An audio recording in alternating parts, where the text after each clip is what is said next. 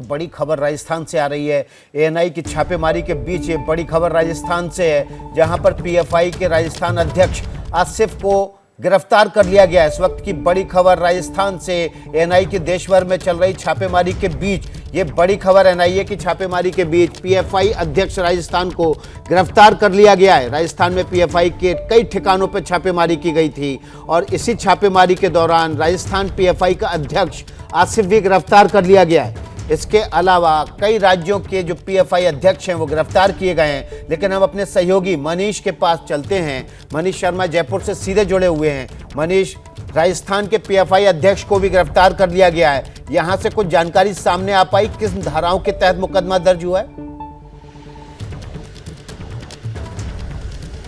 विकास, सबसे पहली बात यह है कि आसिफ की जो गिरफ्तारी हुई है वो केरला से की गई है। उसके भाई से पूछताछ की थी कोटा और बारां में एनआईए की टीम ने। लेकिन सबसे बड़ा सवाल कि आखिर राजस्थान में पीएफआई में जो छापेमारी चल रही है एनआईए की, वो क्यों है? इसमें एनआईए के सूत्रों से हमें जो अहम जानकारी मिली है विकास, उसके मुताबिक टेरर फंडिंग के साथ साथ हथियारों की सप्लाई और इसके अलावा भड़काऊ साहित्य, ये दो बड़े मुद्दे हैं। केरल से पिछले दिनों कुछ भड़काऊ साहित्य और देसी तलवारें और कटार राजस्थान में सप्लाई हुई थी हिंदूवादी संगठनों से निपटने के लिए। साथ ही ओएम सलाम, जो कि पीएफआई का राष्ट्रीय अध्यक्ष है, उसने भी इसी महीने यानी सितंबर महीने में जयपुर की यात्रा की थी और जयपुर के अलावा सवाई माधोपुर और सांगानेर के इलाके में पीएफआई कार्यकर्ताओं की उसने बैठक ली थी। ये तमाम जानकारियां एनआईए ने कड़ी से कड़ी मिलाकर जोड़ी तो पता चला कि राजस्थान में इस प्रकार से देसी कटारें, हथियार, तलवारें, ये तमाम चीजें सप्लाई हो रही हैं। कोटा राजस्थान में पीएफआई का एक बड़ा गढ़ है और लगातार एक्टिविटीज जो हैं वो पीएफआई की बढ़ रही है। इसलिए जो एनआईए है उसने फोकस जो रखा है इस पूरी छापेमारी में, वो कोटा डिवीजन के साथ साथ राजधानी जयपुर को रखा है। अब तक 2 लोगों की गिरफ्तारी हुई है, जैसा आपने बताया। आसिफ को केरला से गिरफ्तार किया गया है। इसके अलावा सादिक है जो एसडीपीआई का सचिव है, उसे गिरफ्तार किया गया है। तो कुल मिलाकर राजस्थान में अहम जानकारियां मिलने के बाद जो एनआईए है उसने अपनी तरफ से पूरी इस छापेमारी की कार्रवाई को अंजाम दिया। जी विकास। जी, तो एनआईए की कार्रवाई जो है पूरे देश भर में चल रही है। 106 से ज़्यादा लोग गिरफ्तार हो चुके हैं और 1 दर्जन से ज़्यादा राज्यों में ये कार्रवाई चल रही है। ईडी और एनआईए की साझा छापेमारी में इस वक्त की बड़ी खबर राजस्थान से है, जहां पर राजस्थान पीएफआई के अध्यक्ष को, आसिफ को गिरफ्तार किया गया है। लेकिन बड़ी खबर यह है कि आसिफ की गिरफ्तारी केरला से हुई है। और देखिए डीसी, इस समय एक और बड़ी खबर आ रही है, उस खबर का भी रुख करेंगे। वरुण जैन की तरफ पास चलते हैं। वरुण जैन से पूछेंगे और जानेंगे एनआईए छापेमारी पर। यूपी से इस वक्त एक बड़ी खबर आई है। यूपी से ये बड़ी खबर है, पीएफआई का पूर्व प्रदेश कोषाध्यक्ष नदीम गिरफ्तार हुआ है। उत्तर प्रदेश के पीएफआई का पूर्व प्रदेश कोषाध्यक्ष गिरफ्तार हुआ है। बाराबंकी में पूर्व प्रदेश कोषाध्यक्ष को गिरफ्तार किया गया था। संजय त्रिपाठी का रुख कर लेते हैं, लखनऊ से हमारे साथ बने हुए हैं। सीए एनआरसी हिंसा में नदीम का नाम आया था और अब इसका नाम पीएफआई के साथ टेरर फंडिंग में भी। बिल्कुल विकास, उत्तर प्रदेश से पीएफआई का कनेक्शन पुराना रहा है और कई बार उजागर होते रहा है मौके मौके पर, घटनाओं पर। आपको याद होगा जब सीए एनआरसी की हिंसा हुई थी तो कई सारे लोगों को गिरफ्तार किया गया था। तब भी पीएफआई के कई सदस्य गिरफ्तार हुए थे, उन्हें जेल भी भेजा गया था, उनके पोस्टर भी लगाए गए थे और उन पर कई तरह से कार्रवाई भी की गई थी। उनसे जो नुकसान हुआ था उसकी भरपाई भी कराई गई थी।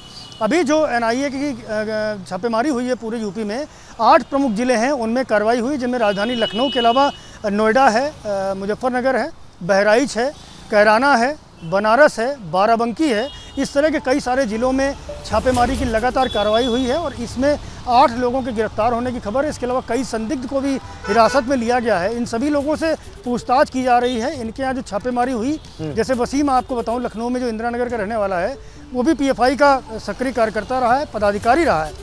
उसके घर जब छापेमारी हुई तो लगभग 5 घंटे तक उसका पूरा घर जो है सेंट्रल फोर्सेज ने खंगाला, सेंट्रल एजेंसीज ने खंगाला और देखा। उसके साथ कई दस्तावेज ऐसे बरामद हुए जो उसके पीएफआई से जुड़े होने के प्रमाण थे। इनको और खंगाला जा रहा, और जानकारी जुटाई जा रही है, पूछताछ की जा रही है गोपनीय जगह पर रख करके। निश्चित रूप से मान के चलें विकास की अभी जो कार्रवाई का दायरा है वो बढ़ेगा। अभी कुछ गिरफ्तारियां और भी हो सकती हैं और साथ ही साथ जो इनके द्वारा दिए गए इनपुट्स हैं उनसे भी कई अहम खुलासे होंगे विकास। तो संजय त्रिपाठी कह रहे हैं कि जो कार्रवाई का दायरा है वो और आगे बढ़ सकता है। जो कोषाध्यक्ष है, पूर्व कोषाध्यक्ष है पीएफआई का उत्तर प्रदेश का, उसको गिरफ्तार किया गया है। इसका सीए एनआरसी के दौरान हुई हिंसा में भी नाम आया था। सूरज ओझा का रुख कर लेते हैं, हमारे साथ मुंबई से जुड़े हुए हैं। सूरज, लगातार जानकारी जो सामने आ रही है निकल कर वो यही है कि जो टेरर फंडिंग है, इसके अलावा देश के खिलाफ युद्ध झोंकने की कोशिश, इसमें पीएफआई, एसडीपीआई के कार्यकर्ता गिरफ्तार हो रहे हैं। उसी सिलसिले में छापेमारी हो रही है। आपके पास क्या अपडेट है? जी बिल्कुल, देखिए मुंबई में मुंबई का जो ट्रॉम्बे इलाका है वहाँ से हैदर हबीबुल रहमान नाम के शख्स को फिलहाल एनआईए ने हिरासत में लिया है। ये कर्नाटका का रहने वाला है और यहाँ पर एक पीएफआई का छोटा ऑफिस भी बताया जाता है। तो अब जो मुंबई की छापेमारी चल रही थी उसमें ये बड़ी गिरफ्तारी मानी जा रही है, क्योंकि ये दूसरे राज्य से यहाँ पर आया था। तो क्यों आया था, क्या इसकी कोई मीटिंग थी, तो तमाम तरह की जानकारी जुटाने का काम फिलहाल एजेंसियां कर रही हैं। तो आपको एक और अपडेट कर देता हूं कि इस पूरे मामले में 4 एफआईआर जो ली गई है महाराष्ट्र एटीएस द्वारा, उसमें से एक एफआईआर मुंबई में, दूसरी नासिक में, तीसरी औरंगाबाद में और चौथी नांदेड़ जिले में एफआईआर ली गई है। ये सारी जो एफआईआर है ये यूएपीए और आईपीसी की धाराओं के तहत ली गई है और इन पर जो आरोप है कि दो समुदायों के बीच किसी तरह से झड़प पैदा करने की साजिश रचना, यानी कि ये लोगों की एक बड़ी कॉन्स्पिरेसी थी कि कहीं ना कहीं दंगा भड़काया जाए या फिर दो समुदायों के बीच में किसी तरह की टेंशन पैदा की जाए और लॉ एंड ऑर्डर की इशू खड़ा की जाए। तो देखिए अब जो महाराष्ट्र एटीएस ने अब तक 20 से 22 लोगों को गिरफ्तार किया है। एनआईए और एटीएस का जॉइंट ऑप्स चल रहा था पूरे महाराष्ट्र के अलग अलग जिलों में। तो अब वहां से कई सारे दस्तावेज भी कलेक्ट किए गए। हर एक ऑफिस से महत्वपूर्ण डॉक्यूमेंट्स मिले हैं इनको, जो हमारे सोर्स हैं, जो एनआईए के सूत्र हैं, इसके अलावा जो एटीएस के सूत्र हैं, वो बताते हैं कि हमें कई सारे इंक्रिमिनेटिंग डॉक्यूमेंट्स मिले हैं। इसे एनालाइज करना बाकी है। हमने एक स्पेशल टीम बनाई है जो अब इन डॉक्यूमेंट्स को एनालाइज करेगी। इसके अंदर से और क्या इंक्रिमिनेटिंग चीज़ है जो इनके खिलाफ हमें काम देगा, इनके खिलाफ जो कोर्ट में आगे जब ट्रायल चलेगा, या फिर इसके अलावा और जो आगे की लिंक है, जो मिसिंग लिंक है, उसे कैसे उस तक कैसे पहुंचा जाए, इन तमाम चीज़ों में मदद करेगा। तो अब महाराष्ट्र की में जो छापेमारी चल रही थी उसमें से कई जगहों पर छापेमारी खत्म हो चुकी है, लेकिन अब भी कई ऐसे जगह है जहां पर दे रहे हैं वो बड़ी खबर है। सूरज, आपको बीच में रोकेंगे। क्या मजबूरी है मेरी, बताइए। मैं अभी आपको बताती हूँ कि मैंने ओए होए होए होए, नमकीन के चटकारे लेते हुए टकटकी मार के डिबेट शो को पॉज रिपीट कर करके देख रहे हैं जोगिंदर जी। इनकी तरह आप भी देखें अपनी फेवरेट डिबेट्स को रिपीट कर और डाउनलोड कीजिए एबीपी लाइव ऐप अपने स्मार्ट टीवी पर।